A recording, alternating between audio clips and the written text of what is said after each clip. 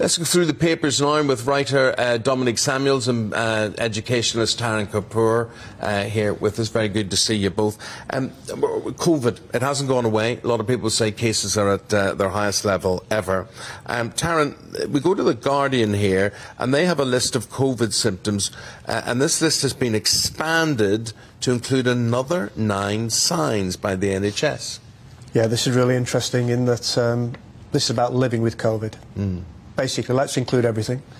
And if you're poorly, you may have COVID. In fact, a good example, one of our schools last month had 30 staff off with COVID.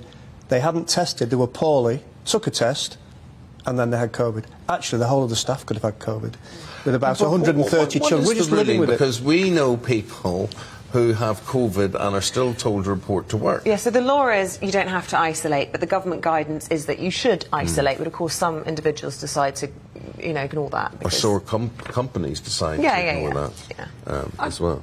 Yeah, I think at this point, what symptom isn't COVID? I mean, you sneeze, it's COVID. You have a slight cough, it's COVID. You're slightly tired, it's COVID. I think it's a bit ridiculous now, especially because one of the things that is causing so many staff shortages at the moment, because it's already beginning again, is the fact that people are testing positive and then choosing to isolate because they're being advised to, not necessarily because they feel really under the weather. They're not debilitated. And feel too ill to go into work. What extra symptoms should we be looking for? I think the horse has bolted. Right. I don't think we can bring it back now and say, if you have this, you have to stay off. If people test, we give them a period of time. The problem is you don't get free lateral flow tests now, so you can't tell if the line's going fainter. So when you're feeling better, come back to work. But that's the same as any other illness. Right. Dominique Samuels, let's look at the newspapers. I think it's an important issue. Germany's being accused now of standing in the way of tougher European sanctions. And this whole situation in Ukraine initially did wonders in uniting the West in a way that we haven't been able to in decades. But now those cracks are beginning to show again, aren't they? Yeah, definitely. I think President Zelensky has been particularly critical of Germany because of their reluctance to impose economic sanctions on Russia. And the principal reason for that is because Germany is probably the most reliant out of all the EU countries on Russia. I have some figures here. Russia exports 4.5 million barrels a day of oil to Europe and accounted for 70% of EU's coal imports last year. And just for Germany, in January this year, crude oil imports accounted for 39.5% of their imports, which is actually a stark increase on the same month the previous year. So Germany is increasingly more reliant on Russia, which is why they are more reluctant to actually impose these sanctions. And I think it's a bit rich for countries to start criticising Germany now when, not long ago, it was Joe Biden, the American president, that actually gave the go-ahead to Nord Stream 2, which would benefit both Germany and Russia, and that was looked upon as basically handing Putin the keys of power over Europe, yet Joe Biden still went ahead with that when his own people within his own party said that that was the wrong decision to make. You could have looked at it that it was a bribe, an incentive to bring Putin into the fold, to normalise, to wealth-orientate Russia into thinking this Western life ain't bad. I suppose so, but then at the same time, whilst he was approving Nord Stream 2, as soon as Joe Biden was elected, Putin then began amassing troops on the Ukrainian border. This Ukrainian issue has been going on for far longer than I think a lot of people realise. So whilst that was going on, he still approved Nord Stream 2. I think some questions have to be asked about his decision-making. Yeah, Crimea had already been invaded things by then. Tarun, I want to... We were talking about COVID there, and I want to go to the Express. This is page 17. And Simon Hart and Jacob Rees-Mogg say voters have moved on from Partygate. Now, we've all realised we have to live with COVID. That's now, but this was then. What's your perspective? I'm sure they'd like to move on. That's on their agenda.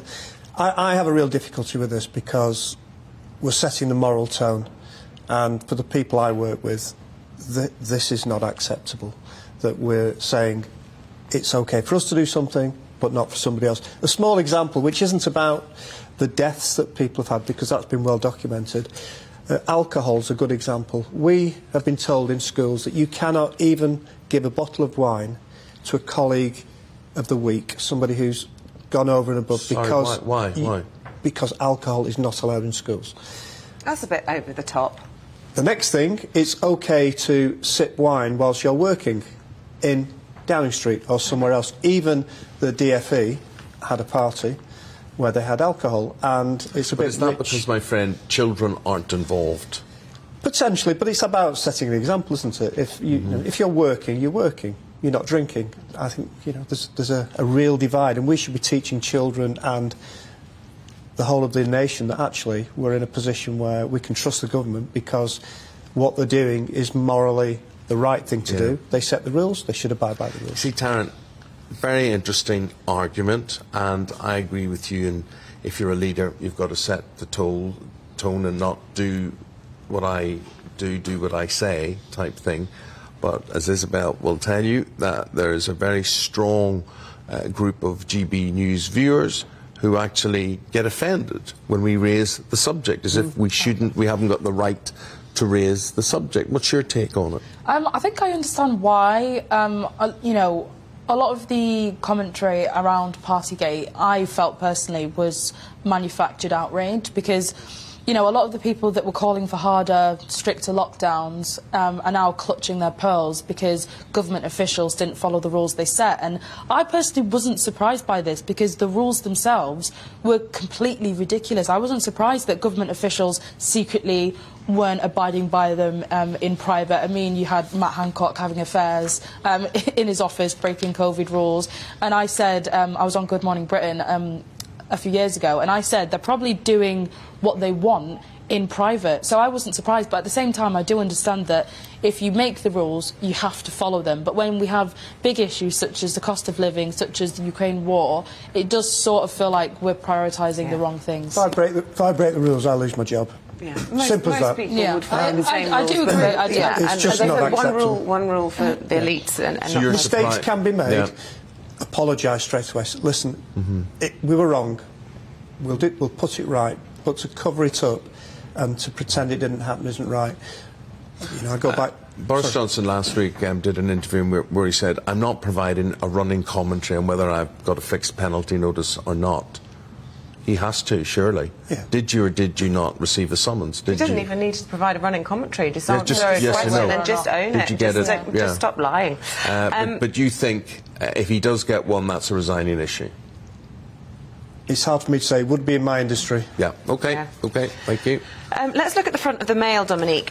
Interesting story, this. It's Equality's watchdog have been investigating the issue of trans use of female loos, and what's the decision been? Right, just explain that to us all, because a lot of us can't follow that. So these would be shared cubicles, for instance. Am I right? All right. What?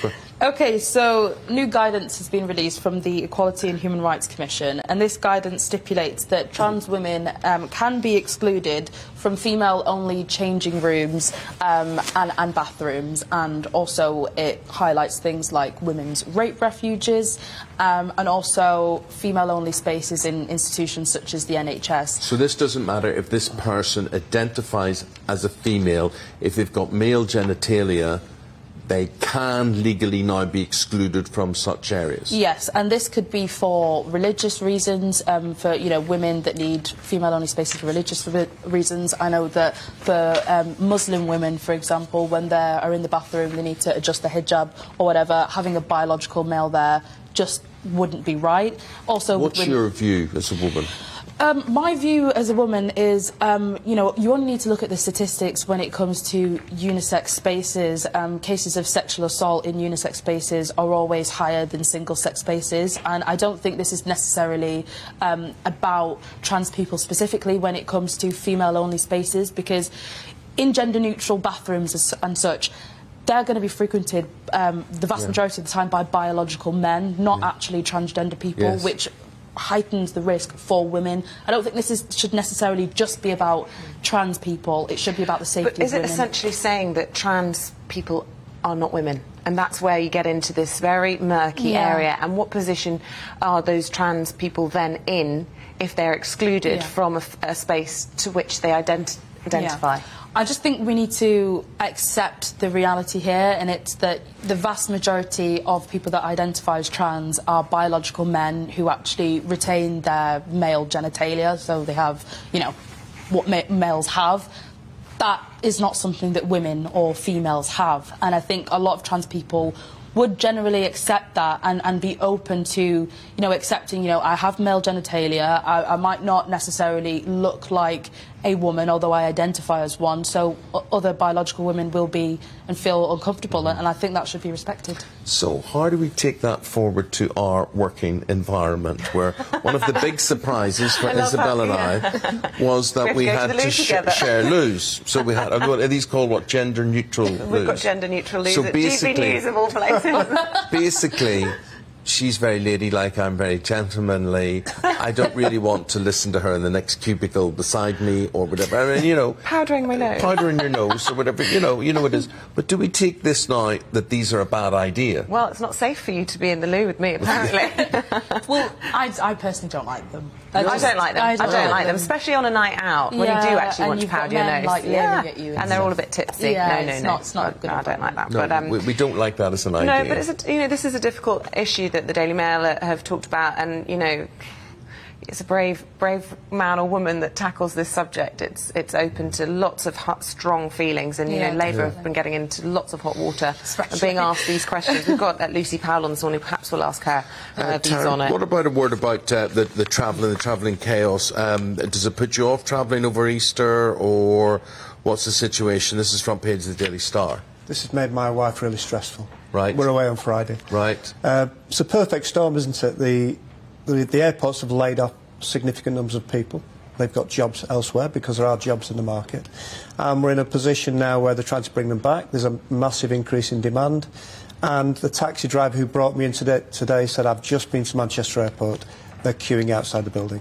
And it is stressful for people. I actually said, we need to have our Kindles and just accept we're going to be there for 3 hours.